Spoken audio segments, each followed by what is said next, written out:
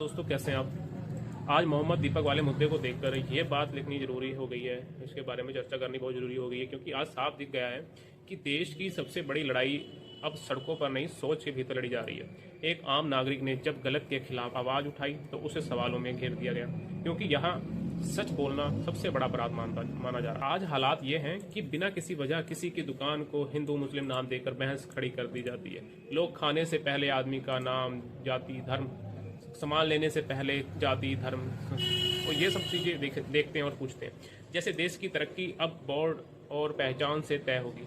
ये सोच ना देश बनाती है ना समाज, ये सोच सिर्फ नफरत पैदा करती है। अगर लोग पढ़े लिखे होते, जागरूक होते, तो सवाल ये होता कि नौकरी क्यों नहीं है, शिक्षा सिस्टम क्यों कमज़ोर है, युवा भटक क्यों रहा है, मेहनत के बाद भी इंसाफ क्यों नहीं मिल रहा है। लेकिन इन सवालों के लिए समझ चाहिए, और जब समझ नहीं होती तो भीड़ को छोटे, सस्ते और जहरीले मुद्दों में उलझा दिया जाता है। यही वो जगह है जहां राजनीति सबसे खतरनाक रोल लेती है।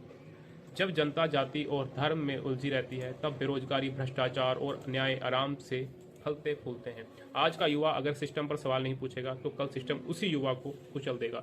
इतिहास इसका गवाह है। मोहम्मद दीपक ने किसी धर्म पर हमला नहीं किया, उसने संविधान की उस आत्मा की बात की है जो हमें समानता, न्याय और अभिव्यक्ति की आज़ादी देती है। हमारा संविधान हमें सिखाता है कि कानून सबके लिए बराबर है, और अन्याय के खिलाफ बोलना देशद्रोही नहीं बल्कि देशभक्ति है।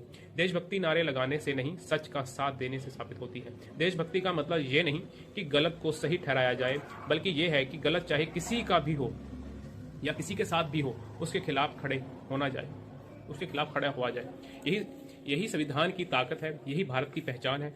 आज बेरोजगारी सिर्फ नौकरी की कमी नहीं है, ये उम्मीद की कमी भी है, और जब उम्मीद टूटती है तब समाज को नफरत के लिए सहारे चलाया जाता है। लेकिन याद रखिए, नफरत से कभी राष्ट्र नहीं बनता। राष्ट्र बनता है शिक्षा से, रोजगार से और न्याय से।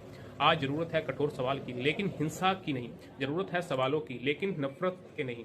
जरूरत है उस हिम्मत की जो कह सके गलत गलत है, और अत्याचार के सामने चुप रहना भी अपराध है।